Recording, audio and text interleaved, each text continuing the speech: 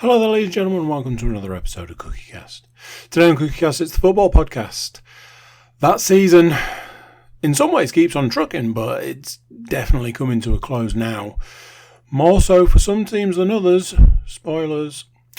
Before we get started, please do consider like, share, subscribe, comment, click notification thingy, and share the podcast around.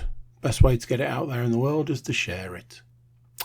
Right, let's get started. Here we go. This is CookieCast, the football podcast.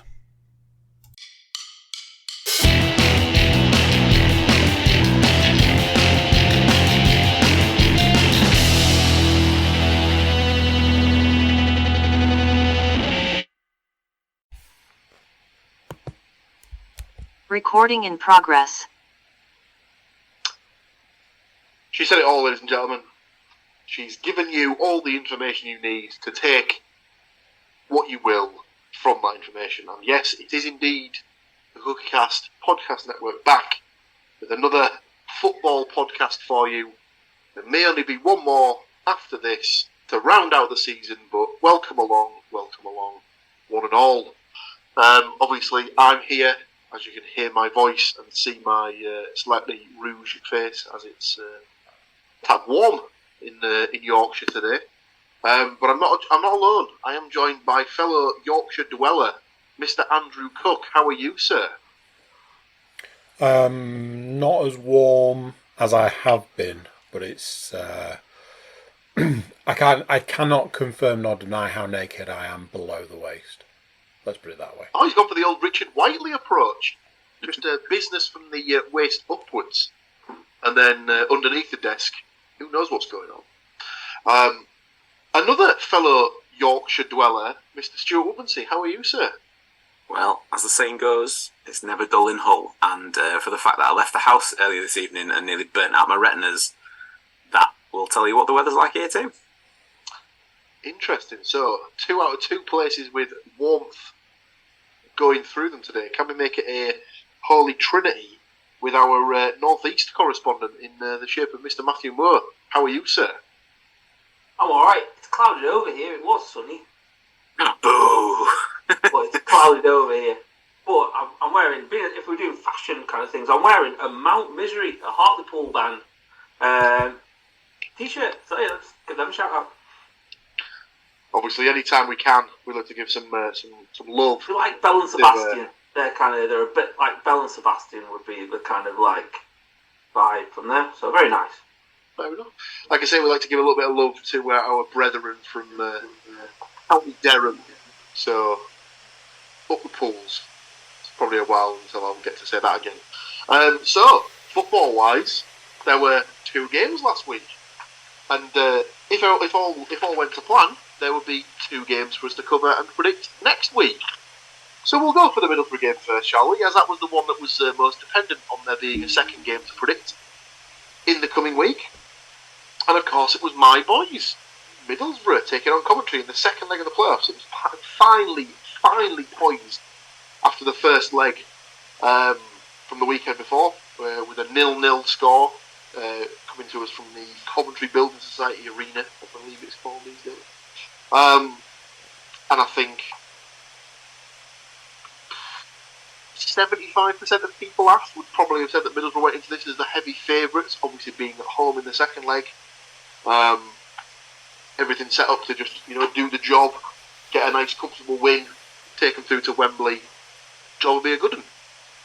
Didn't really go that way. Game started very cagey, as you would imagine, with a playoff second leg. Coventry set up in a bit of a 5-4-1 formation, very, very difficult, very compact, very hard to break down. I believe the game plan was keep it tight, keep it compact. Don't engage in any 50-50s unless you're absolutely certain you can win the ball. Try and catch Borough, pull them out of positions, and then hit the ball straight through for Gyökeres to sort of catch him on the counter. Like I said, a cagey start, a couple of misplaced passes from the Borough players that almost left Coventry in for the opening goal, but Zach Steffen came up with a couple of big saves in the first half to keep it at 0-0. Sadly for Borough, though, around the hour mark of the game. Another bit of overplaying, really, by Ryan Giles out on the left-hand side. A loose pass inside allowed Coventry to play what they'd been looking to play all evening, a little ball over the top for Gyökeres to chase. He got there ahead of Stefan, who'd come out to close the ball down, and took it wide. He then laid the ball off to Gustavo Hamer on the edge of the box, who took a touch and then arced it over the onrushing Borough players that were trying to close him down into the not unguarded, but certainly not as well protected net, shall we say, for the opening goal.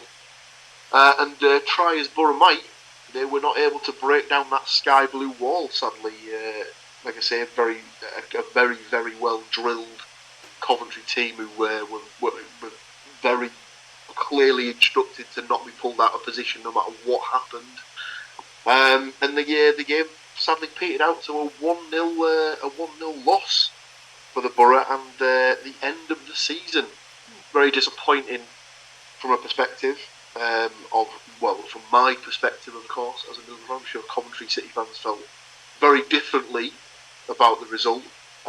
Did any of you boys manage to watch the game or see any of the game? I was following it on Sky Sports News, like on their soccer special kind of thing. So I saw the goal and like a few of the chances and stuff like that. And I think obviously, like last week, I was like, there's always one game that's batshit, and neither of the games were batshit. Like even like the other tie, either like in the championship. And I was just kind of sat there, and you kind of sat there like when the Coventry goal went, and I'm like, it's all right, it's gonna go nuts soon. It's gonna go nuts soon. It's gonna go nuts soon. It's gonna go nuts soon, and then it didn't. You're like, shit. No, as a person who was in attendance at the game, I can very much confirm that it never went nuts at any point. It was, frustrating would probably be the best phrase to use from a Borough perspective. Certainly, like I say, it's the worst thing. I think if at any point, like over the two ties, if you were to concede against Coventry, that was what they were gonna do. But it could have been the first minute in the first game. They would have defended for 119 minutes. That's kind of what they do. They're not a particularly expansive side. They kind of deal with what they've got and stuff like that. I mean, I must admit, I was listening to a Forest podcast today, and obviously Coventry haven't got a whole lot of cash. Obviously, spoiler alert, Luton are in the final. Apparently it's going to cost them £10 million to get their current stadium up to scratch, and they could possibly play at Stadium MK next season, which is marvellous. You're just like, right, okay then, so this is what we've potentially got in. We've got one club that doesn't own their ground, it's owned by Mike Ashley, and you've got the other one that have got to spend £10 million on their own stadium to get it up to scratch, which they probably won't do because they're tight. And so they'll go and play at MK Dons for a year when they're meant, you're like, God. Yeah, apparently I just saw something about this today. Apparently the options that were given to Luton, should they get up to the Premier League and obviously need to do the necessary alterations to the ground, was that they were given the option of doing Stadium MK. The other option they were given was apparently a ground share with Watford, who are their most hated rivals. So apparently, when the chairman was asked, how would you feel about a season sharing with Watford, just so you could be able to play Premier League games? I don't think it was exact words, but I believe his phrase was absolutely not. There may have been a choice 7-letter word thrown in the middle of those particular two words as to give his particular opinion on that particular ground share. But yes. Like you said, I think no matter what time Coventry had scored across the course of the two games, their game plan and their style of play would not have changed one iota.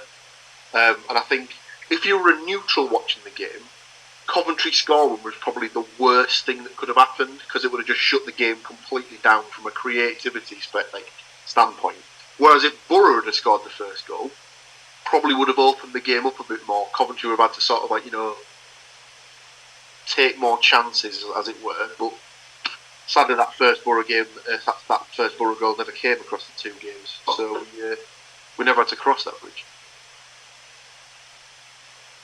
The whole thing that I said to you guys, I can't remember if it was on here or if it was just between us, but I did say a little while back I didn't like him tinkering with the side. It disrupted the flow, and it very much felt that way in the end. I only got to see the second half of the game itself, but like you say, after the goal, the game was just tedious, man. There was nothing, couldn't get anything going at all, and nope. There was that moment. Was it pretty much in injury time where Borough thought they'd scored, they were clean through, and then he hit the bar, and then it was offside anyway, and it was oh my god, there was almost that panic setting for the last sort of 5 minutes of the game. Yeah, that was the goal that got disallowed. Was clear offside. It was at no point did it ever look as if it was ever going to be given. Even if VAR had intervened there, it was clearly offside. So it's no use sort of crying over that one. The one where Cameron actually hit the bar was a bit more strange because I think again that one did come back that he was correctly flagged offside. Mm-hmm. Obviously, had he have scored, it wouldn't have mattered, but he didn't score anyway. So again, it didn't matter. I had a quick look back through the previous results in Carrick's tenure, and that is of course the first home game since he's taken control of the manager's position where Middlesbrough haven't scored at home. So what a great time to pick your first game to draw blank. Just one of those when you look at the teams that were left in the playoffs, it has to go down as a huge missed opportunity, really. I mean, no offence to sort of Luton, Coventry, but obviously it's a thing that football fans hate when people sort of do we're a much bigger club than them mentality. But I think if you were to poll people, you'd say that Middlesbrough and Sunderland are on paper much bigger clubs than Coventry and Luton, certainly over the last 20 years, and would be more garnered towards being in the Premiership. So, yeah, it's a difficult one because you can never judge it purely on fan base because obviously Luton have got a good catchment area. Yes, they've probably got a bit more competition around the local area for fans and stuff, but just purely from an infrastructure, they've got the ground. Sunderland have got the ground. They've got potentially the better training facilities, all the rest of it. Take the fans or we're a bigger club than you thing.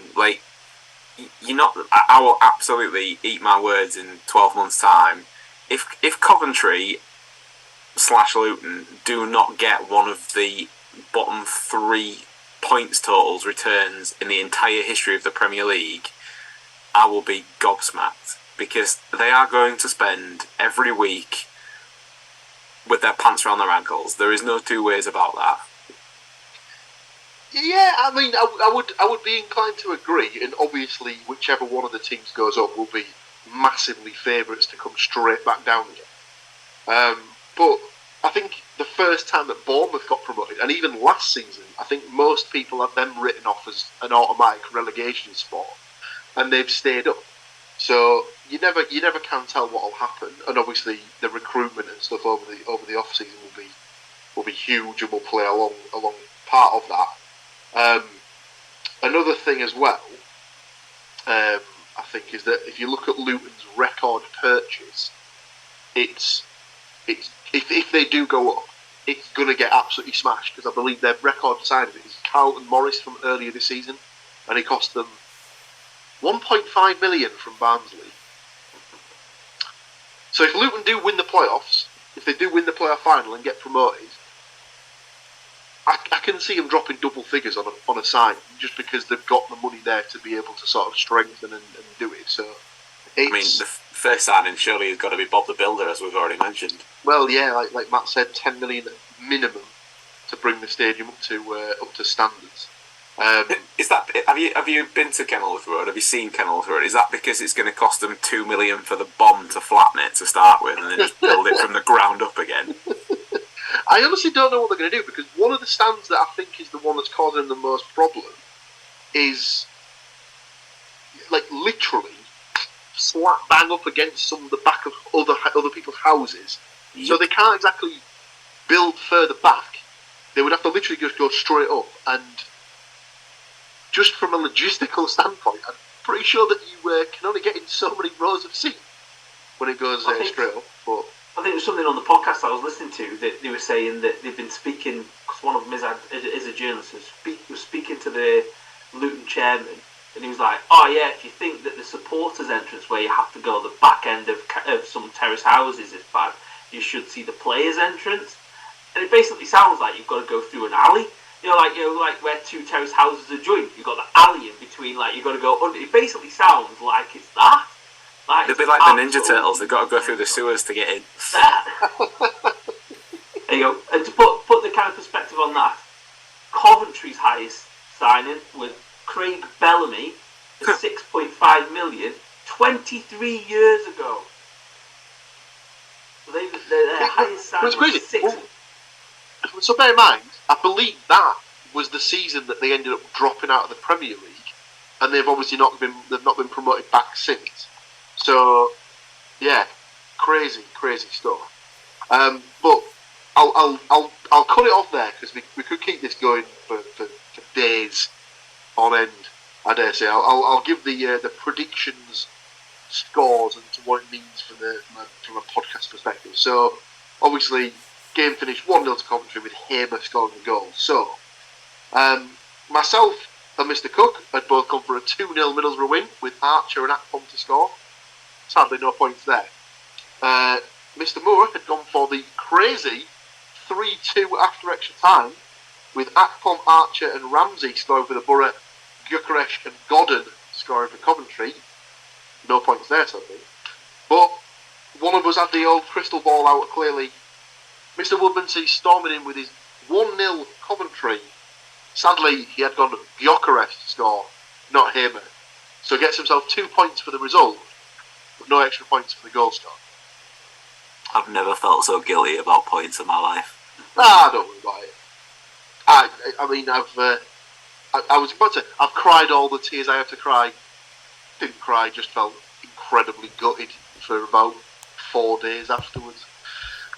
So, game 1, done and dusted. Obviously, that does mean there's only one game to predict for next week, but we'll get to that after we've discussed our second game of the week, which was Nottingham Forest versus Arsenal. Now, Forest went into this knowing that a win would mean Premier League safety for this season. Were they able to do that, Mr. Moore? Well, as you guys have kind of recently, through recent weeks, I've done my usual dance of do I lash out the cash on a day past to watch the game on thing. I made the decision at 25 past 5 on Saturday, because I was like, no, I'm just going to watch it. Fully expecting the worst. I think we talked about it last week. Fully expecting the worst. Thinking that Arsenal would kind of come back and have some pride and kind of bounce back and really kind of give Forest a bit of a shoeing. Obviously, there must be something in the water in North London at the moment.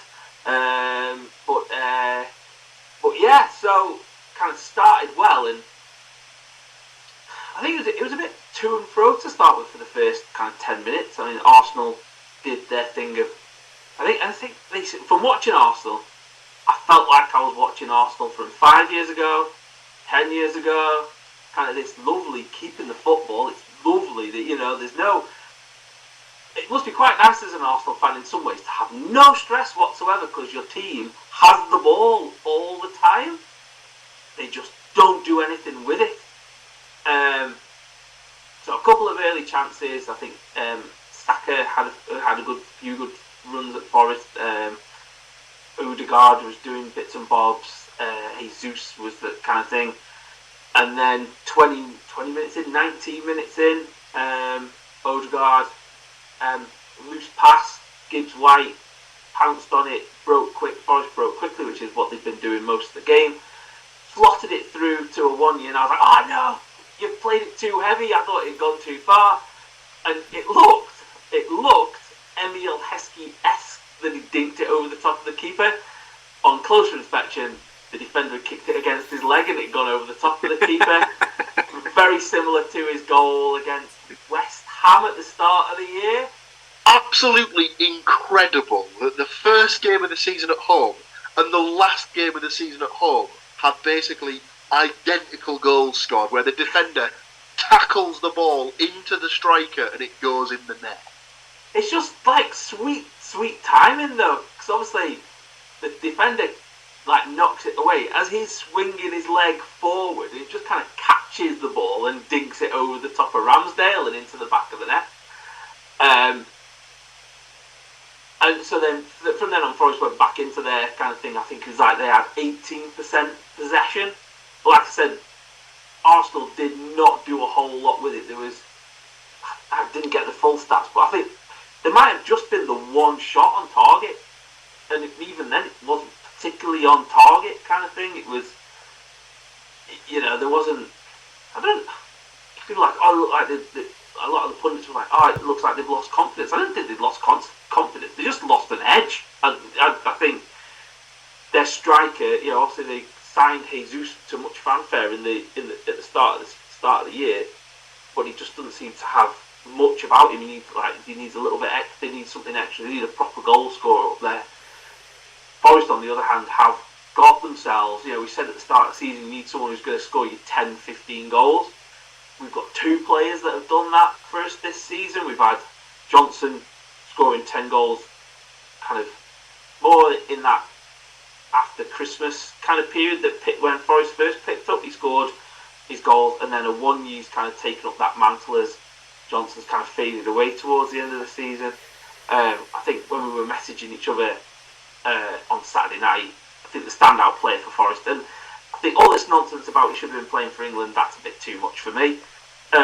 He's not quite at that level, I would say. Yet there's players ahead of him who've been more consistent for a longer time, but I think he seems to have encapsulated that. I think he's really bought in to that, kind of to the way that Forest are played and the way that Forest are set up and the team spirit of it all. He seems really into it. Apparently, a lot of the stories that I've heard over the week was he was looking for houses in Nottingham before the transfer had even gone through, kind of thing, before it was even really bids made. So he really wants to play for the club, which is nice. And I think it was kind of summed up probably 10 minutes from the end, and he kind of picked up a loose ball, kind of cut across the 18-yard line, then cut back in, had a shot. It was saved by Ramsdale, who then balled it out to somebody, and he closed the player down and kind of closed the player down. I think it was Jesus. Closed him down, knocked the ball out of play, and kind of giving it kind of come on to the fans, and they really responded. And then Forest clung on. But I think we've had. It sounds awful. There was more threat from Southampton the other week than there was from Arsenal. I felt more worried about Southampton scoring a couple of weeks ago than I did about Arsenal scoring. There just didn't seem to be a massive amount of threat. But then full time, and I think we could kind of discuss this in reference to another team in the league. Massive celebrations, to which I would suggest was to the point of over-celebrating. I know staying in the league is important, but let's not celebrate it like we've won the league. I thought it got a tad excessive for me at times. Go celebrate, cheer, but then kind of, when you're still on the pitch an hour later, that seems a tad excessive to me, kind of thing. The laugh, maybe I'm over-exaggerating an hour later, but it seemed a lot for me before you stayed up. We stayed up. Just to very quickly pick up the stats baton. You were bang on, Matt, with the 18%. You said you didn't possession. You said you didn't have the full stats for the rest of it. The two that have really jumped out at me is passes. So obviously you'd expect a lot more passes with 82% possession. So Forest had 161 passes. Arsenal had 724. However, the bit underneath it, in the attacking stats, neither side had what they deemed. But the fact that the goal was a little bit suspect, whatever, it went in. But even with 82% possession, clear chance. This is a team that was going to win the league like 6 weeks ago. Like, what has gone wrong? Yeah, it's a very strange one. I feel like this game has got a little bit more in it for us to discuss. So, before I give out the predictions breakdown and all the details, I feel we need to take a small break, recharge our batteries, as it were, and then come back to break down the remainder of it and then go through the predictions. So, don't go anywhere. We'll be right back with you shortly. Recording in progress. Welcome back. Told you it won't be long. So, where have we got to? We've got to the fact that Arsenal basically went from, like Stu said, a team that was winning the title to a team that has crumbled. And I think the only fact that's like stopping them from finishing third or worse is the fact that the gap between them and like Newcastle and Man United in third and fourth was so massive at the time. Yeah, their last 5 or 6 games have gone possibly as bad as they possibly could have. Yeah, just really strange. Like really strange how they ran out of steam. I think was it 248 days at the top of the league. It's the longest anyone's ever been at the top of the league without winning, without then going on to win. Yeah, they looked like a side that for 90% of the pitch were fine, and then once they got towards the goal, it's the age-old Arsenal thing of trying to pass it into the goal, and that's what it was. No one was having a shot or a punt, and you know, if anybody knows anything about Forest stats, is not overly keen on people taking shots from outside the box. If you pepper our goals with that, then generally we concede. But they didn't do that, so fair enough. Yeah, so we're safe would be the kind of main thing, and it means one of Leicester, Leeds or Everton will go down this weekend. 2 of. Yeah, so I mean, obviously from a Forest perspective, massively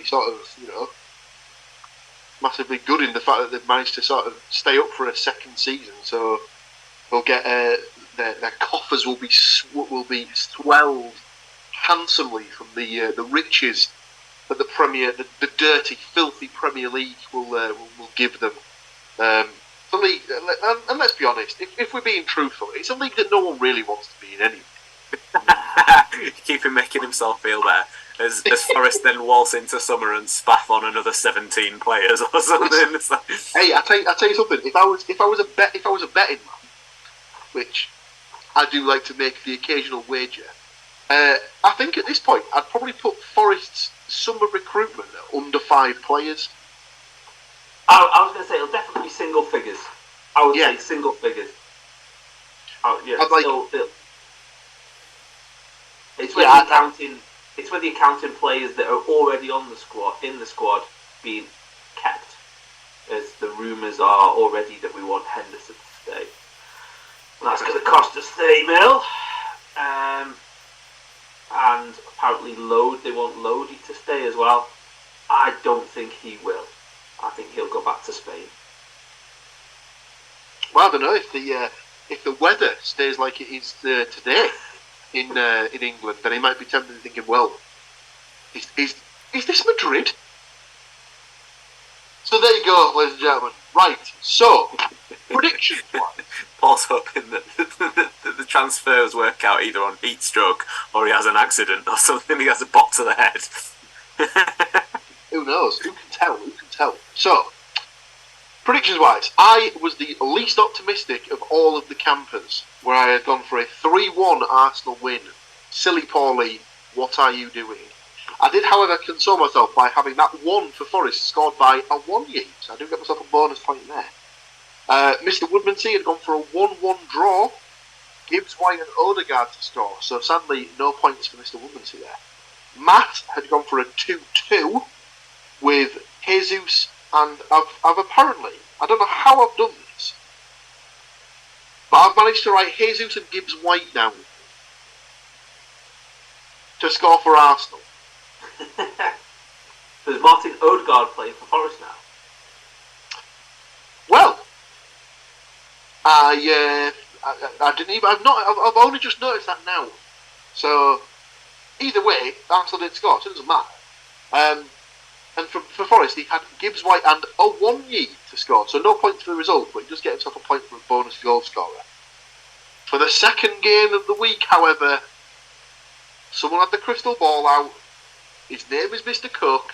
He'd gone for a 1-0 Forest win with Johnson to score the goal, so doesn't get the full boat of score and scorer, but does get 2 points for the correct score. So, the last regular week of the season, as it were, the points go as follows. Myself and Mr. Moore, 1 point from 2 games. Mr. Woodmansey and Mr. Cook, 2 points from 2 games. So taking the tie, as it were, for this penultimate week. And those boys right there, well done, chaps. So, as previously discussed, just the one game to predict for the last game of the season, for the last week of the season. Sorry. So, Crystal Palace versus Nottingham Forest, a game with literally nothing on the line apart from final place in the Premier League table. I will get up the table so we can see where all those teams find themselves currently. So Palace, I believe, are about 12th. I don't like Palace are 11th. They're even above Chelsea in the league. So Palace, that is as high as they can finish. They can't get any higher than that, as the next team there, the next furthest team up is Fulham on 52 points. Palace 44 points. So the highest Palace can finish is 11th. The lowest Palace can finish is realistically 12th, given that Chelsea have 43 points. So a Chelsea win and anything other than a Palace win, Chelsea will jump above them in the table. Forest go into the game 16th with 39 points. They can finish as high as 13th if they were to win, and Wolves and West Ham were both to lose. And Bournemouth. No. Sorry, I'm looking at the wrong team. 14th is the highest. I'm looking at the wrong team. The highest they can finish is 14th, but that would take a huge win and a huge West Ham loss for a goal difference to be overturned of 18. So realistically, you're looking at 15th as the highest that Forest can finish. The lowest they can finish is, of course, 16th. So I think did they work out it's something like £500,000 or something per position in the Premier League? That's it, yeah. So it's a wedge. Obviously, it's Mr. Moore's team. He will give the last prediction. I'll go in first on this one because obviously last week Mr. Moore said with the playoffs you tend to get one game that goes a little bit out there, a little bit crazy for the goals. I think the same can be said for the last day of the Premier League season, in that usually you'll get some teams that are either safe or nothing to play for. They'll put out players that they either think they want to have a look at for next season, or players that are going to be leaving at the end of the season, so they want to give them one last game before they leave the club. Things like that. So, or you may be tinkering with a formation or a style of play that you've never gone with before. So it always leaves the option open for ridiculous goal scoring feats and things like that. So in that regard, I've gone for a 3-3 draw. Yeah. Newly minted England call-up Eberechi Eze, 2 goals, and probably leaving at the end of the season Odsonne Edouard to score the 3 goals for Crystal Palace. And then I've gone for 2 goals for Mr. On fire and inform Taiwo Wonyi. And then, I can't believe I'm about to say these words. A departing goal, if you will, for one Jesse Moneybags Lingard. Whether he even plays, I have absolutely no idea. But I think it's pretty safe to say this is probably going to be, if he gets on the pitch, his last appearance in a Nottingham Forest shirt. Yeah, it's been confirmed pretty much anyway. Right. He's not staying. Fair enough. Look how sad we all are about that as well. I know, what a shame. What a terrible, terrible shame. Let's go to Mr. Cook for his thoughts on this one. I was quite torn on this one because I felt with almost nothing to play for, 0-0, be done with it. But it's also my last opportunity to fire off. Forest to win, 1-0, with Johnson to score. He's bringing out Old Faithful for the last week on the podcast. Well, I said the last week, the last prediction on the podcast, as it were. Mr. Woodmansey, what have you got for this one? Very similar thoughts to yourself. It has the potential to be an absolute shit show, whether that's from a 0-0 perspective or from a 4-4 perspective. So I've gone smack in the middle at 2-2. Of course. Goal scorers? I've got Eze for 1 for Palace and Ayew. And then I've got for Forest, I've got Gibbs White because it'd be nice to give him a goal in the last game of the season, considering that he's absolutely worked his nuts off this year, and I couldn't not put his name on the sheet as well. So I've gone for the final goal for my predictions for this season to be for Mr. Shithouse himself, Ryan Yates. Lovely. I thought for a second that you were going for the lesser spotted brothers on opposing sides to score in the same game. Now, the little, for those of you watching on YouTube, the little flick of the finger that Mr. Moore just threw out there makes me think he has gone for that particular little prediction. So why don't we go to him right now? I haven't. Just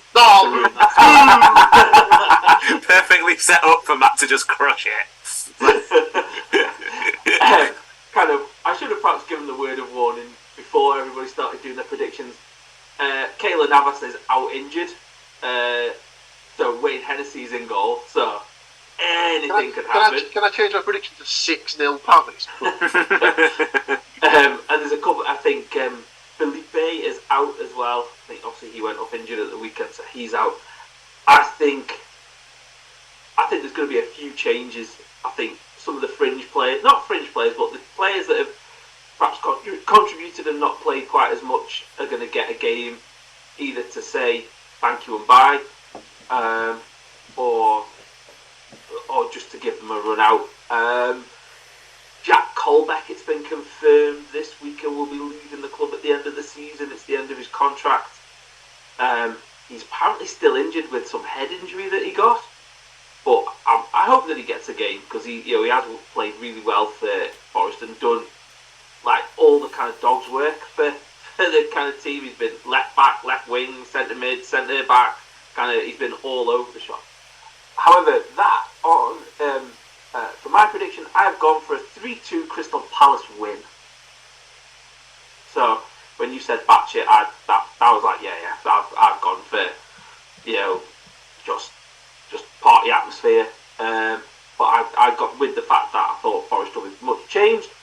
So I've got Eze. I think is it Andre Ayew who's it? Crystal Palace or Jordan? Jordan Ayew is the Ayew brother at Palace. And Eduard, your boy up front for them. So that's a combination of mine and Mr. Woodmansey's picks there. Lovely. For Forest, old boy Ro Kuyate. Of course. Couldn't quite might go for Wayne Hennessy. That'll be something else. And just for the last game of the season, I'm going to get my Johnson out. Lovely. I like the fact that even though we think there's going to be changes, not one of us picked Surridge to score, even though he'll probably start this game. Yeah, he might start. I don't know. All doing it for his ginger brethren there. Well, I suspect that he will be one of the few that will be moved out this season, this summer.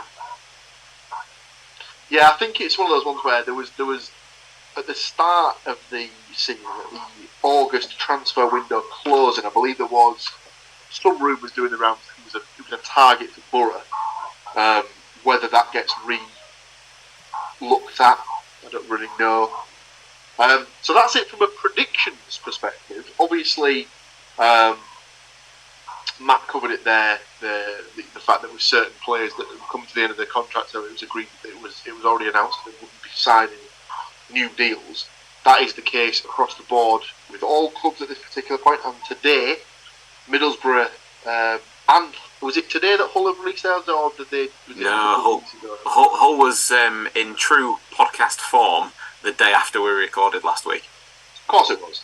So I'll just go through Middlesbrough's now, and then I'll let Mr. Woodmansey do the Hull retained list. So Middlesbrough put this out earlier today. A handful of out-of-contract senior professionals will leave the club this summer. Goalkeeper Luke Daniels and defender Darnell Fisher, who we actually covered on the podcast a couple of weeks, who made his first appearance in almost 2 years in the final league game of the season after a lengthy injury, are both set to depart. They are joined by Grant Hall and Joe Lumley, who spent last season on loan at Rotherham United and Reading, respectively. There's also a list of names that have been announced as being moved on from the academy.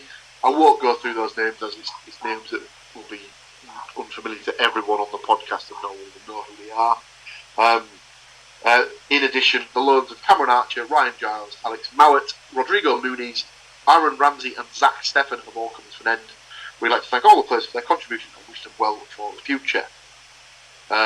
Seems unlikely that any of the six will be back, but there was reports that have come out today that apparently Wolves are open to the possibility of opening talks with letting Ryan Giles leave on a permanent basis, and if that is the case, then I can see Middlesbrough being very interested, if the price is right, in them looking into that as a permanent transfer.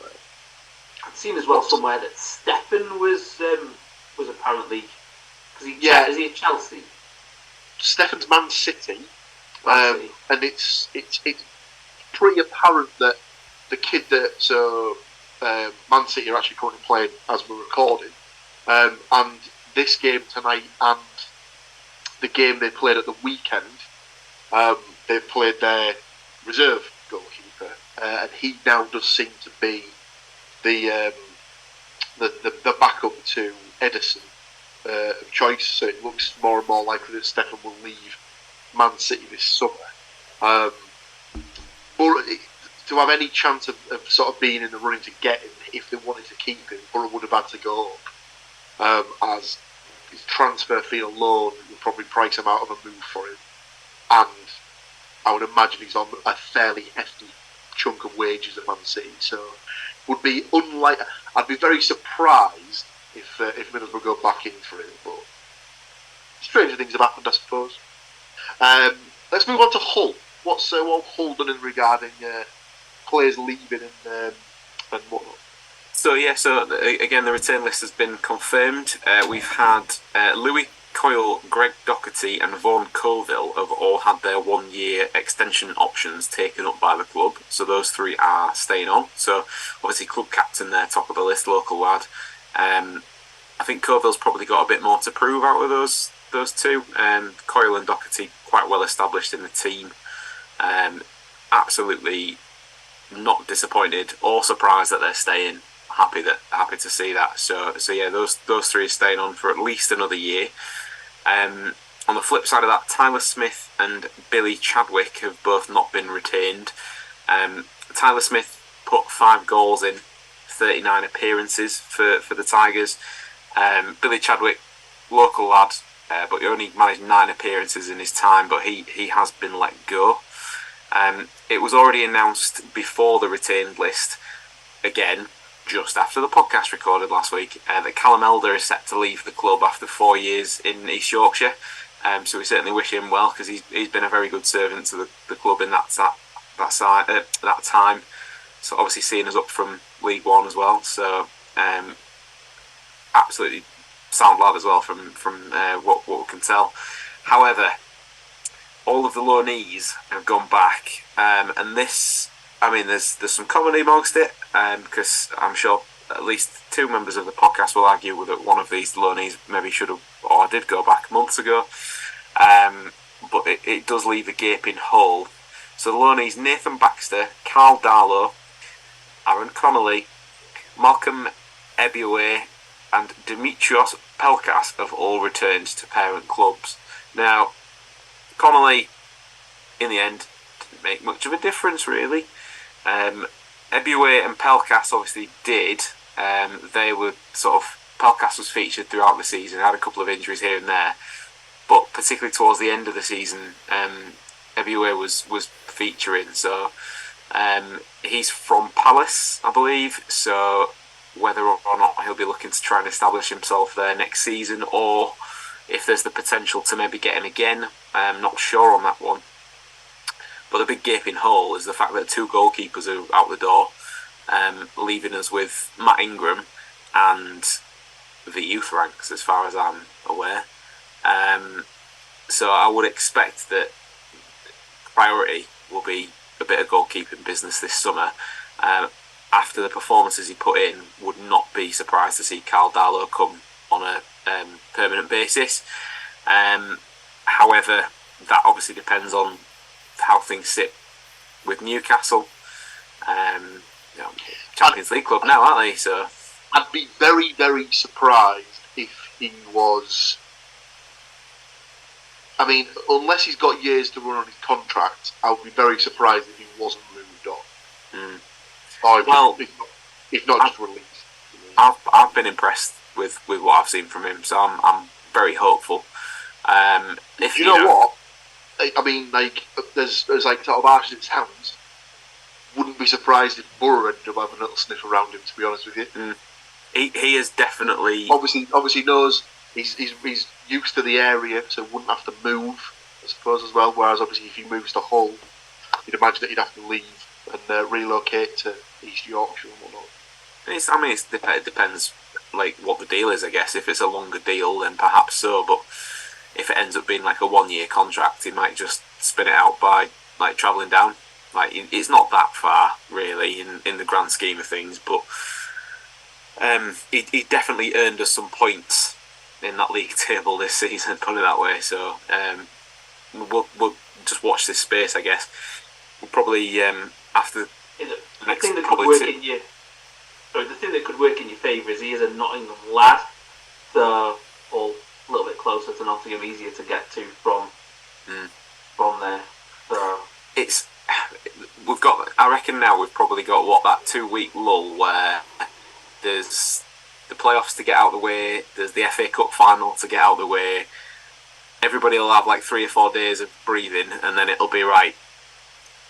How many people can we get through the door? So we've probably got a couple of weeks at minimum, I would have thought, before we start seeing anything discussed. But one thing that has been confirmed for next season from a Hull point of view is that the membership prices, or season ticket in old money, have been frozen for 23-24, which is excellent news. I'm yet to see these owners put a foot wrong in terms of stuff that they're doing for the fans, which is very uplifting for the entire city, really. To say that the West Stand Upper had been closed for pretty much the majority of the Alam's reign post Premier League, and we've had attendances upwards of 20,000 again. They're doing all they can to get people through the door, and this is obviously another step in the right direction. To put it into context, I have 2 kids, and if I wanted to go to football with my 2 boys on season tickets, sit in the family stand, that would cost me a grand total of £25 a month. So however many games there are in that month, 25 quid for the three of us to go is, in this day and age, absolutely ridiculously cheap. So it costs more than that usually to go to one Category A game or whatever you want to class it as, just as a single adult. But they've got their head screwed on. They're doing junior passes, so from, I think it's 2 to 10 is the age bracket, for free. With an adult's pass, you can get juniors in. So it's obviously setting the seeds for many years to come, and an entire lifetime of disappointment, as we all well know from our various endeavours. But yeah, absolutely great move. Really pleased that they've done it, and who knows, maybe I might have a bit more insight on the ground at the MKM Stadium next season, should that come to pass. It's a stance that I think every club should take. To be honest with you, I've said it before. The majority of my in-person football experience has been watching Hartlepool United with my dad, and for, I'd say, at least half of the years up until when I was like 16, it was always a case of with every adult season ticket you got a free child season ticket at Bulls. So whilst you could argue, they're losing out on money there, Bulls never sell out. Borough never sell out unless it's a massive game. It's a seat that's going to just go unused at the Riverside. So why not encourage, if you're a season ticket holder and you've got children, why not make the inquiry there? Is it possible to get a child season ticket, even if it's not for free, 50 quid or something like that, and then you're guaranteeing to get the next sort of generation of supporters in, and then they're the ones that in 15 years time, they're the ones who are going to be paying £30 a ticket, buying a season ticket, buying shirts from the club shop, buying scarves, buying other memorabilia and stuff like that. The cynical side of it as well is if you've got them in the door, you're going to perhaps buy them a drink, or you're going to buy them something to eat, or they want a shirt that, every time we mention it, it's heart attack inducing how much a football shirt costs these days. So it's bringing money into the club in a alternative route. It's kind of, you're not paying the money up front for the ticket, but you think, my ticket's free, so they can have a bottle of pop, or the ticket's free, so they can have some chips or something like something like that in the ground that goes into the coffers in a roundabout way. You look at it and you think, this kid's played theme park when he was younger. It's not rocket science, is it? Like, it's exactly that. It's exactly what Matt has just said. Like, you can't sum it up any better than that. Absolutely. So when you're at Hull next season, ladies and gentlemen, just remember, if those chips taste a little extra salty, that's Mr. Woodmansey's theme park playing coming in, and he's put extra salt on his chips, he's put extra ice in his drinks, just so that the people are having to buy additional stuff at the stadium. I believe, Mr. Woodmansey, you have something to finish on that you wanted to bring to the table. Indeed. So obviously we've come to the end of the season now. A little bit of a precursor to next week's roundup. However, something caught my eye on the old internet today, and it was to do with betting, as we've mentioned a little bit of betting earlier on. And it has come to light that one punter bet on Man City to win the Premier League, Burnley to win the Championship, Plymouth to win League One, Leyton Orient to win League Two, which at the time, like, Plymouth and Leyton Orient were like, one of them was around a 16 to 1 shout, so that was like audacious, really. They put £20 on that bet, and it returned, when placed, £98,308.57. However, the person who placed the bet cashed out. Oh no. In April, still for a very tidy profit. So they cashed out for £27,423.22. So as much happiness as that would have brought in April, by the end of the season, they are 70 grand short of what they could have had. That's like, it's an incredible shout to put that bet on to begin with. I think most people would have probably have said Man City.